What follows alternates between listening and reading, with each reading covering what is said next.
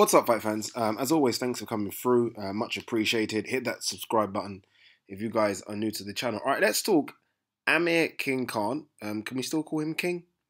You know what? Let's still call him King. Amir King Khan, who will take on Phil Greco in just over 2 weeks at the Echo Arena in Liverpool. I think it's fair to say no one's talking about this fight. And that could be for a couple of reasons. First of all, we've had this big Joshua Wilder thing. Obviously, the big build-up to Joshua's fight. We've had Dylan White's fight. This is just UK stuff now. We've got Tony Bellew versus David Haye. Billy Joe Saunders, is he going to fight Golovkin? We've had Golovkin, Canelo, Klambutro. So there has been a lot of stuff going on in the boxing world, just on this side of the pond. So I can understand how it's almost been forgotten a bit. But nonetheless, this is Amir Khan, who's having a comeback fight, hasn't fought for 2 years nearly. I would have expected there to be a bit more talk about Khan Greco.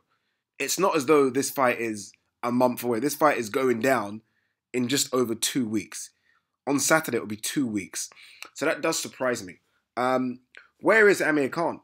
Mentally, I don't know where he is. Obviously, we know he's had his issue with his wife outside the ring. His trainer and a guy that's probably brought out the best Amir Khan, Virgil Hunter, is sick. I think still in hospital. He's now with Joe Goosen. He's signed to Eddie Hearn and Matchroom. That's not really a relationship anyone expected. So it'll be good to see where he is mentally. Where is he physically? I mean, this is a guy that I don't think we've seen. I don't think we've seen a good Amir Khan for 4 years, right? I don't think he was good against Algieri. He was okay against Alvarez, but he got knocked out. And obviously, we've got Phil Greco coming up. Devin Alexander was his last good performance, and that was December 2014. That's a long, long time ago. So I don't know where he is physically. And also, has he recovered from that KO? That KO was vicious. And you don't recover from that. And you also don't recover from 2 years out of the ring. 2 years out of the ring for any boxer is a huge amount of time. It's a huge amount of time. And I always laugh when boxers do this because no other sports person can do this, right?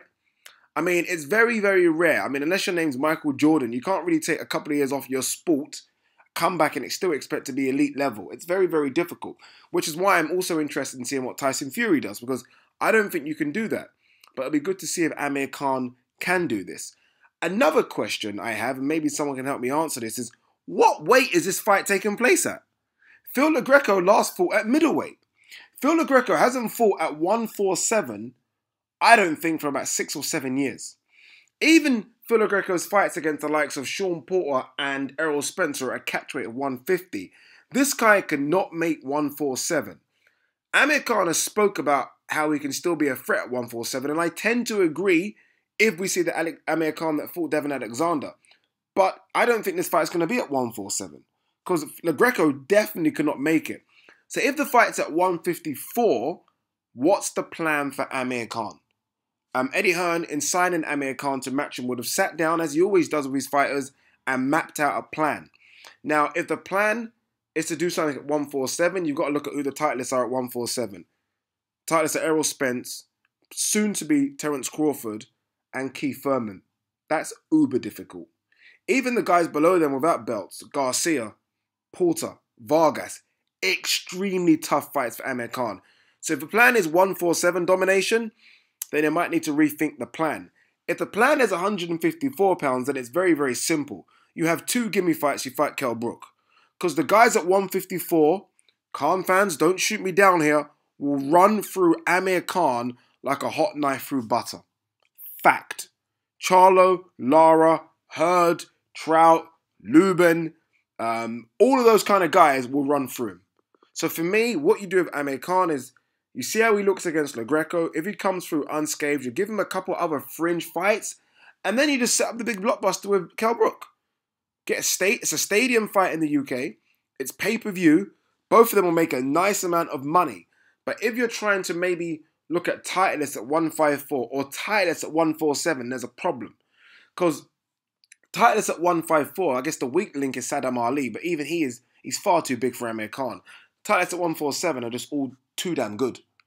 So it's tough. So I would love to know what the plan is with Amir Khan. But guys, what do you think about this matchup? Is it just me, or do you understand what I'm saying in terms of no one is talking about this fight? I mean, this is Amir Khan's comeback fight.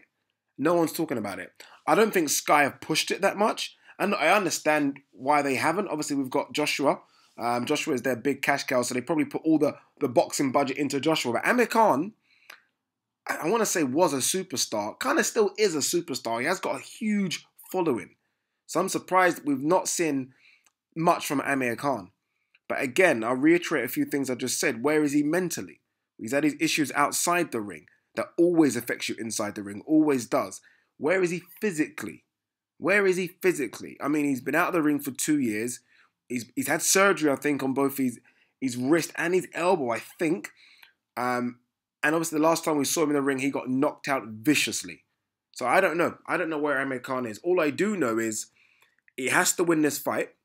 Doesn't have to win it impressively, but he has to win it in a way where we genuinely believe that this guy can still do something at 147 or 154.